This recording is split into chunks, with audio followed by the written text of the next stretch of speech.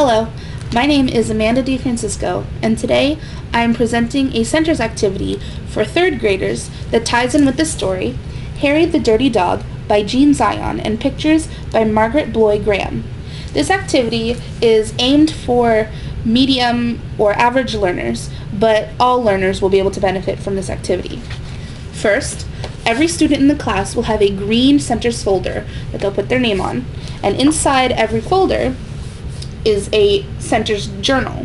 Every activity requires a journal entry.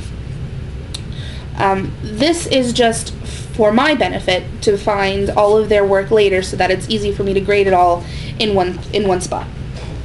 So when my students come to this first activity, they will find a red folder, and on the front is the title of the activity and the directions. And this one is Harry the Dirty Dog Cause and Effect Multi-Flowchart. And here are the directions. Harry doesn't like bath time, but he took one anyway. On your multi-flowchart, write 3 things that caused Harry to take a bath. Also, write 3 things that are a result of Harry taking a bath. Then, rewrite all causes and effects in complete sentences in your journal, answering the following questions. Why did Harry take a bath? And what happened after Harry took a bath? Use correct spelling and punctuation. So after they read the directions, they'll open up the folder and immediately they'll see the rubric that goes along with what they have to complete in this activity, along with the grading scale that the rubric ties into.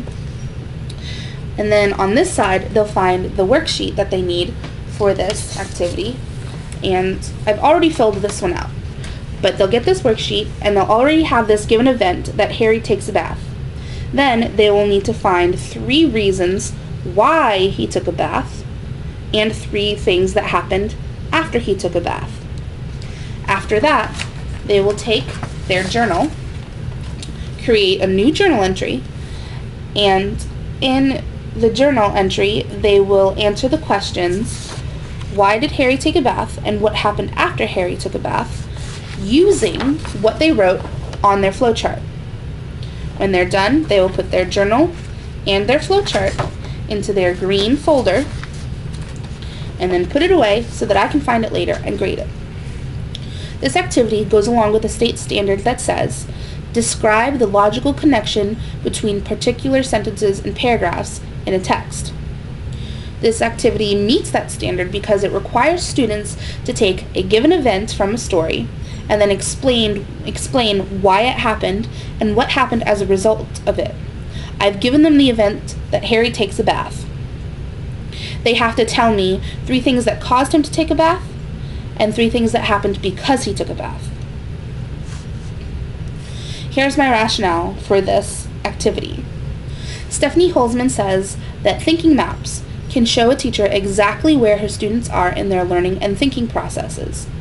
This activity will show me whether my students can identify why certain events happen in the story and what happens as a result of those events. This will tell me if I need to go back and reteach some things, or if I can move forward because my students understand the material.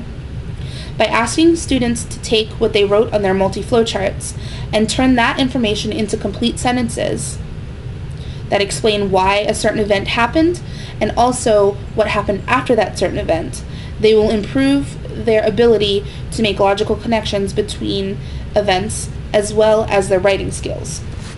Let's go back to the rubric and I'll explain it to you.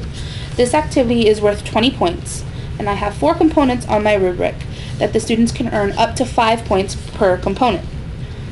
The first component is the content, and in order to earn 5 points in the content, the student needs to correctly identify 3 causes that lead up to the given event and 3 effects that are the result of the event. The next component is the journal entry. In order to receive 5 points, the student must answer both questions fully using information they added to their multi-flowchart. The next component is spelling and punctuation. In order to receive 5 points, there can be no spelling or punctuation mistakes. And then the last component is the neatness. Students need to use excellent handwriting, and all sentences must be easily read without difficulty in order to receive the 5 points for that component. I think that this is a great rubric to use because it's easy for students to read and understand exactly what they need to do, and it's also easy to take the points that they earn and equate it to a grade using the grading scale that I've provided for them down here. So there you have it. Harry the Dirty Dog, Cause and Effect, Multi-Flowchart.